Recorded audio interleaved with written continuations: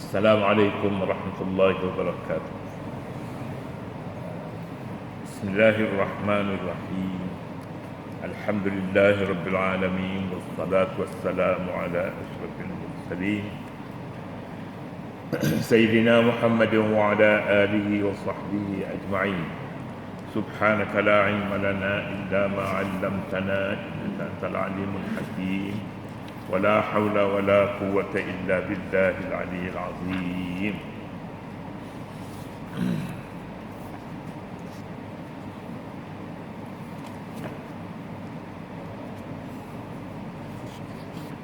Sila ke muka surat 343 ya. Tapi kita nak baca tadi nak baca ayat saja. Tak apa. Ayat muka surat 343 ayat 211 hingga 212.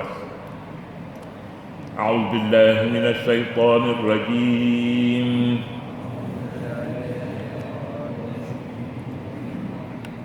Bismillahirrahmanirrahim. Sal bani Israil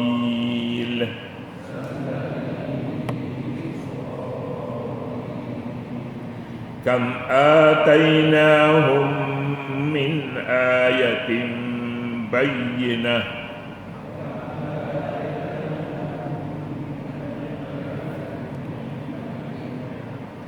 wa man yubaddil ni'matallahi min ba'di ma ja'at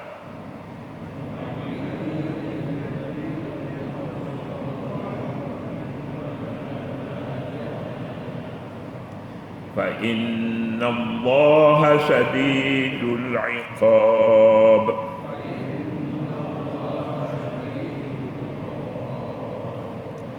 زين للذين كفروا الحياة الدنيا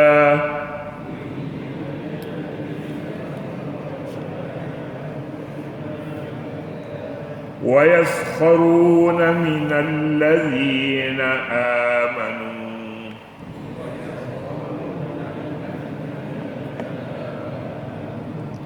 والذين اتقوا فوقهم يوم القيامة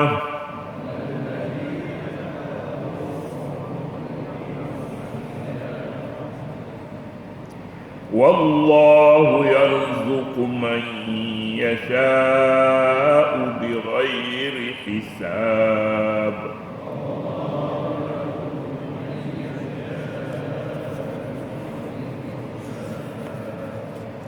Sadaqallahul azim. Sal bani Israil, wahai Muhammad, tanyalah Bani Israel. Kam atainahum min ayatin bayyinah, berapa banyaknya tanda-tanda kebenaran yang nyata yang telah kami berikan kepada mereka. Wa man yubaddil ni'matallahi min ba'di ma ja'athu fa innallaha shadidul 'iqab. Dan sesiapa yang menukar nikmat Allah setelah datang nikmat itu kepadanya, maka sesungguhnya Allah sangat keras seksaannya. Zuyyina lilladzina kafarul hayatud dunya, kehidupan di dunia dijadikan indah dalam pandangan orang kafir. Wa yaskharuna minal ladzina amanu, dan mereka mempersendakan orang yang beriman. Walladzina taqaw fawqahum yaumal qiyamah, padahal orang yang bertakwa itu lebih mulia daripada mereka pada hari kiamat.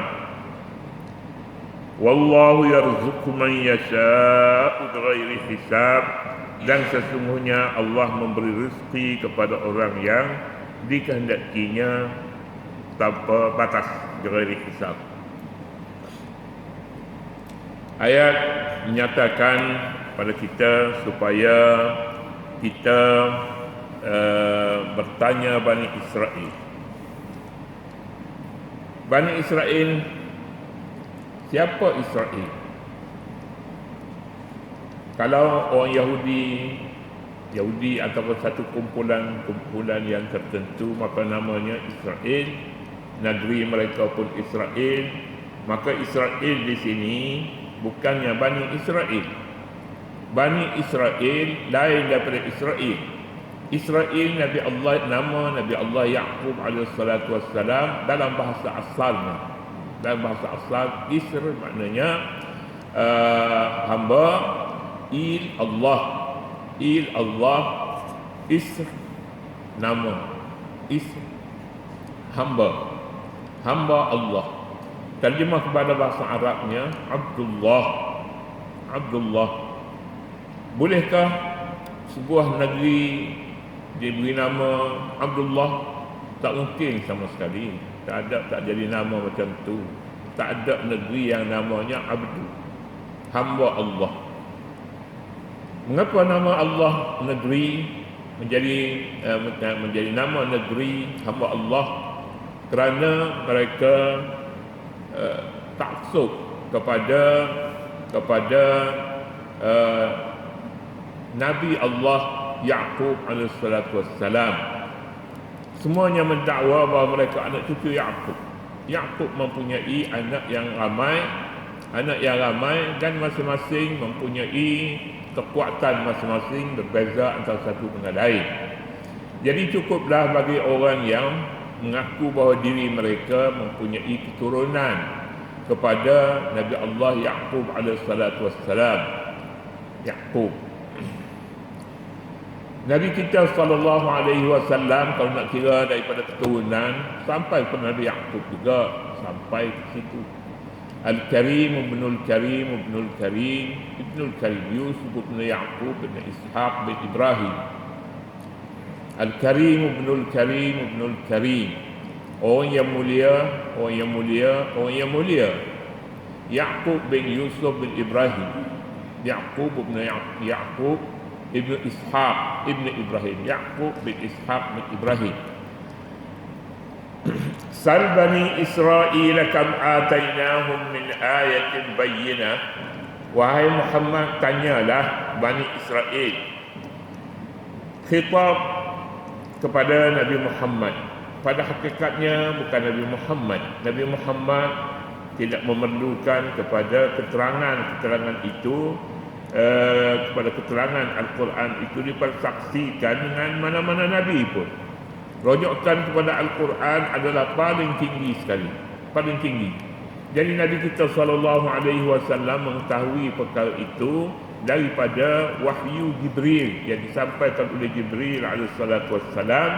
Oleh yang demikian, maka siapa pun tidak boleh menjadi guru kepada Nabi kita SAW, apalagi dalam hal-hal yang berkaitan dengan agama dan keturunan. Kam atainahum min ayatin bayyinah, berapa banyak kami kurniakan kepada Bani Israel daripada keterangan yang nyata. Keterangan yang nyata itu iaitu mengenai hal akidah, hal ketuhanan. Allah Subhanahu wa taala Maha Esa dan tiada sekutu baginya. Sudah tentulah Nabi kita sallallahu alaihi wasallam orang yang pertama dalam perkara itu. Nabi kita sallallahu alaihi wasallam tidak pernah memiliki berhala, tidak pernah menyembah berhala. Demikian juga ramai para sahabat, antaranya Sayyidina Ali radhiyallahu anhu karramallahu wajhah, tidak pernah menyembah berhala. Jadi dalam hal yang seumpama ini, Nabi kita sallallahu alaihi wasallam disuruh supaya bertanya Bani Israel, bagaimana datuk mereka Nabi Yaqub, sukakah berkelahi ataupun bagaimana? Tentunya lah tidak seperti yang disangka begitu. Jadi mengenai hal-hal yang seumpama ini, tanyalah Bani Israel, anak-anak Israel, bagaimana Yaqub yang menjadi bapa, datuk nenek mereka itu Bagaimana sejarah mereka? Sejarah mereka bersatu padu. Yaqub alaihissalatu wassalam, anak-anak mereka juga akhirnya bersatu padu antara satu dengan lain. Bersatu padu. Jadi bila disuruh bertanya, bukannya Nabi tetapi umat Nabi Muhammad sallallahu alaihi wasallam disuruh bertanya kepada anak-anak Israel. Anak-anak Israel ini pun sampai sekarang ni belum semuanya mereka mengakui anak-anak Israel. Padahalnya mereka tidak boleh tunjuk satu sanad yang berhubung. Sanadnya itu menyatakan datuk nenek mereka sebelum daripada Nabi Yaqub itu tak boleh dinyatakan satu demi satu siapa daripada keturunan mana. Sekarang ini sudah tidak ada lagi, sudah kehilangan. Sebenarnya sanad itu hanya mereka mengakui mereka itu Israel, mereka itu Bani Israel, kerana mereka datang daripada sebuah negeri yang mereka dakwa itu asalnya negeri mereka, katanya. Sebenarnya pun tidak. Yang paling lama sekali sebelum daripada tertubuhnya negara Israel pada hari ini diduduki oleh orang tauhid, orang yang mengesahkan Allah Subhanahu wa taala selama 40 tahun. Tidak ada satu bangsa pun yang menduduki kawasan itu selama 40 tahun. 40 tahun. Jadi dikira Bani Israel ataupun negara Israel bagi mereka satu kebanggaan, dan kebanggaan itu tidaklah boleh membawa tidak sebenarnya, sebab mereka dapati hasil daripada tenaga orang lain. Bukan tenaga orang lain, satu keputusan politik yang tidak jujur sebenarnya, dengan memberi kepada kumpulan yang disebutnya Bani Israel pada hari ini. Sal Bani Israel kan atainahum min ayatin bayyinah. Tanyalah Bani Israel berapa banyak kami kurniakan kepada mereka, kepada Bani Israel itu daripada tanda-tanda daripada ayat yang jelas nyata. Pada ayat sebelum ini menyebutkan kana nasu ummatan wahidah. Manusia pada satu ketika yang lalu adalah umat yang satu kerana mereka bersatu padu di atas agama dan kepercayaan mereka. Tetapi setelah dilalui oleh nafsu yang loba, nafsu yang ingin mengaut keduniaan yang lebih besar, maka mereka bersatu padu, mereka berpecah belah di antara satu dengan lain, sekalipun asalnya mereka satu umat yang bersatu padu satu ketika yang lalu. Anak-anak Israel, anak-anak Nabi Allah Yaqub alaihissalatu wassalam, pada awalnya didapati sebab-sebab yang boleh mereka berpecah belah antara satu dengan lain.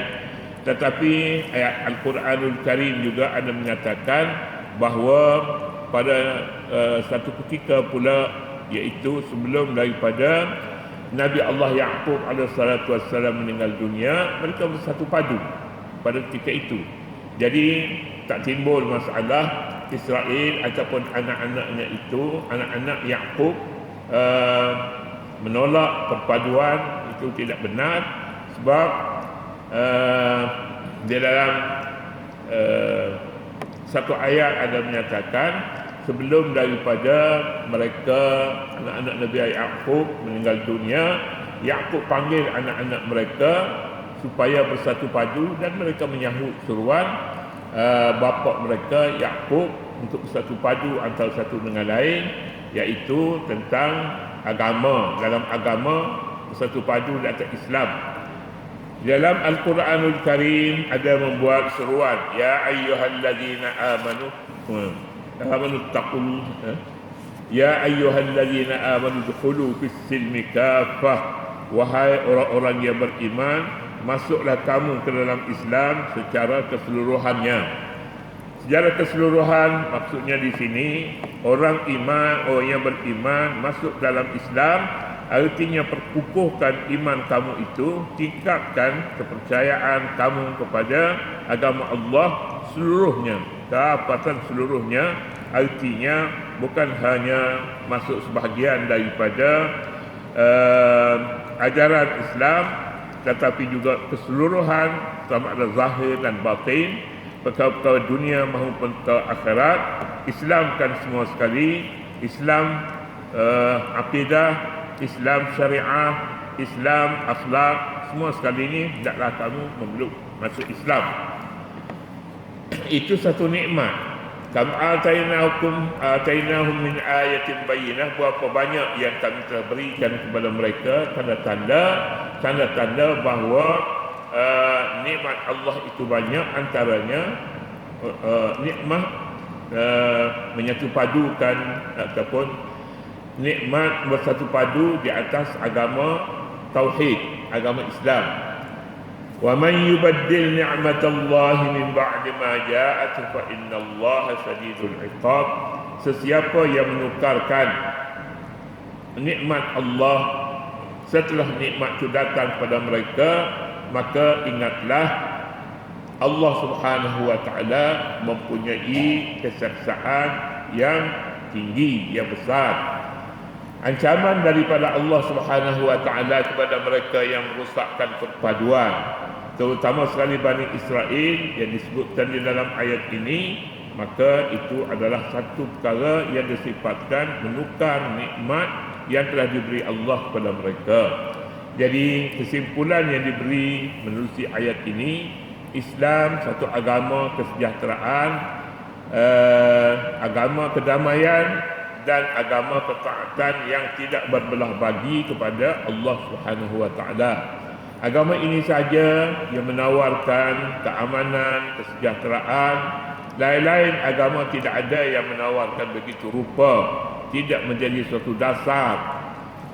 Jadi dengan itu perpaduan merupakan nikmat Allah yang sangat besar. Kalau nikmat ini ditukar kepada yang lain, maka dosanya juga besar. Allah menjanjikan kepada mereka iqab, siksaan yang sangat berat. Syadidul iqab dalam istilah Al-Quranul Karim dipakai kepada kesalahan tauhid, iaitu syirik dijanjikan dengan iqab, siksaan yang sangat berat, iaitu siksaan neraka. Kemudian zuyyina lil ladzina kafarul hayatud dunya wallahu subhanahu wa ta'ala a'lam.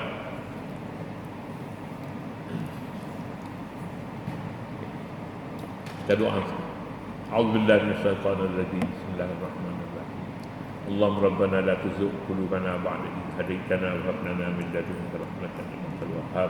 ربنا اغفر لنا ذنوبنا وإسرافنا في أمرنا وثبت أقدامنا وانصرنا على القوم الكافرين والحمد لله رب العالمين.